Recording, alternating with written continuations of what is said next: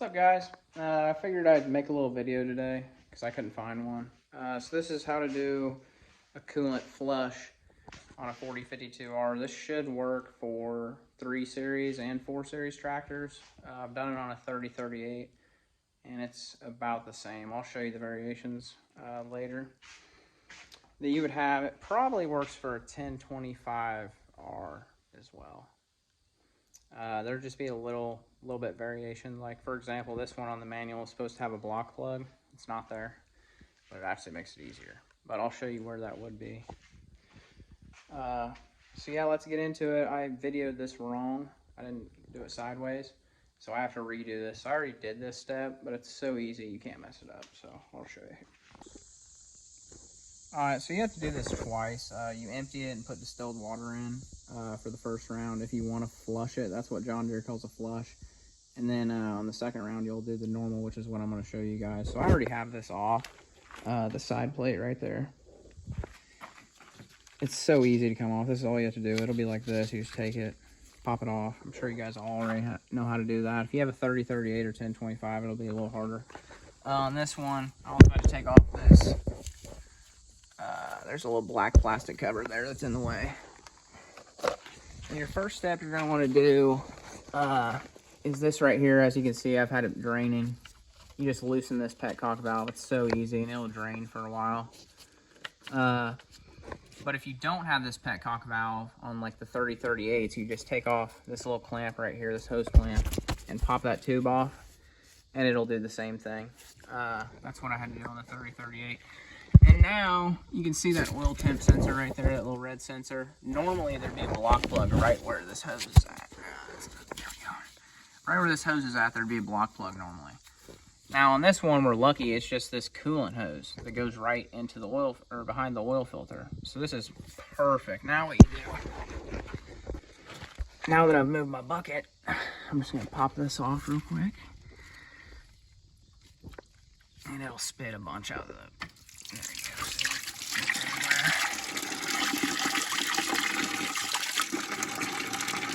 there we go. Easy as that.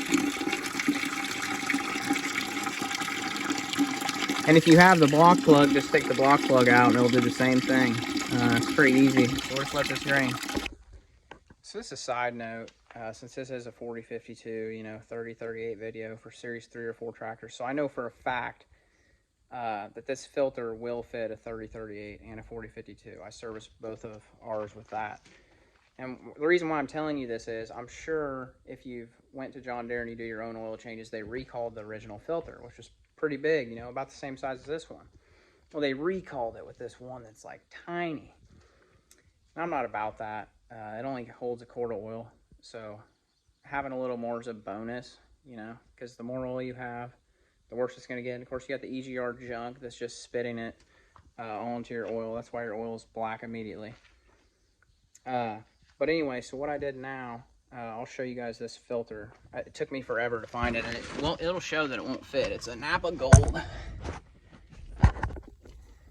It's a Napa Gold 1344. And I'll try to link that in the description if I can remember. And it's much bigger, and I don't know, it just gives me more confidence with it. And I might even try to fit it on a 1025, but I'm not sure if it'll fit yet. All right, so since this is the last time I'm going to do it, I already flushed it with distilled, put that hose back on and put the hose clamp back on. And now you're pretty much empty, so we'll continue the next step. All right, so this hose tool is going to come with an adapter. I'll link it in the description. It's called like a coolant evacuation, but pretty much what this is going to do, we're going to create a vacuum with our air compressor. All the tubes are going to get sucked down. It's going to take every bit of air out of the system. And then we'll fill it back up. I think it ended up costing $100 shipped to me. It's from ECS. The brand is Schwaben.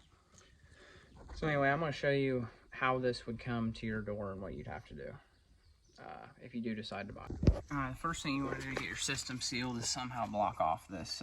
It's the vent tube for the overflow. Tighten that. I use these little hose clamps. They were like $8 or something at O'Reilly's, and then a bolt through the end because this didn't do the job. So I just find a bolt that's the right size. And this kit's gonna come with rubber plugs. You find the one that fits the best. And you're just gonna, this assembly will come just like this. Tighten this down to where it's stiff, airtight. And then set up your coolant jug. It'll have a little hose. Make sure it's at the very bottom. And this will go out very fast. So if you're using gallon jugs, I'd switch it to a clear one so you can see. Because you'll just pump air in your system and it defeats the whole purpose. Something else you're going to have to do. They sent this disconnected, your airline hookup, and it actually wasn't tight enough. It didn't matter how much thread tape you put on, so make sure you got an extra one of these to use. And then we're going to put on this piece right here. Alright, so you're going to put this together like so. Make sure all your valves are off. The middle is the only way you can turn the valve on, so if you turn it in the middle, it opens. This is your exhaust. It's only this long when you get it, so I extended it with another hose because it might gurgle some fluid out if you have any left in it. So now what we're going to do is we're going to open this, which I can't remember what they call it, intermediate valve. Open that up. Make sure all your coolant's closed for now. Then we're going to kick on there and start the vacuum. See, it's going to spit out a little bit extra coolant. It's okay. We're supposed to go to 24 to 27.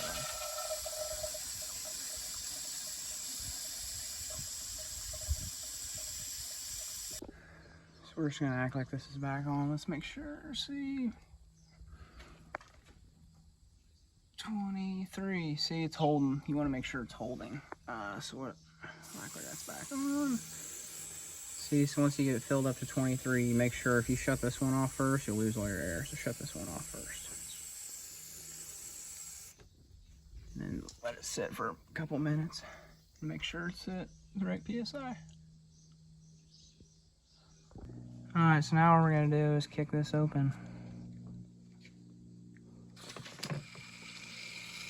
How fucking crazy. And let her fill.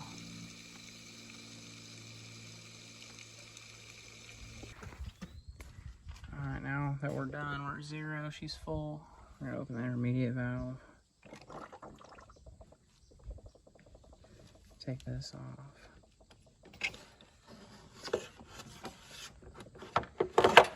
Now you're full. And close that off. Good to go. That's it.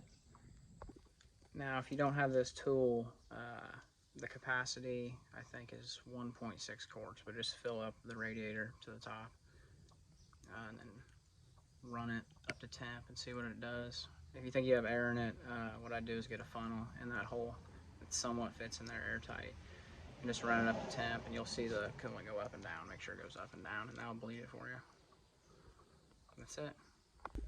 And the last thing to do is just to start it up and get it up to temp, and then you're done, as long as it's bled. Like I said, use the funnel. That's it.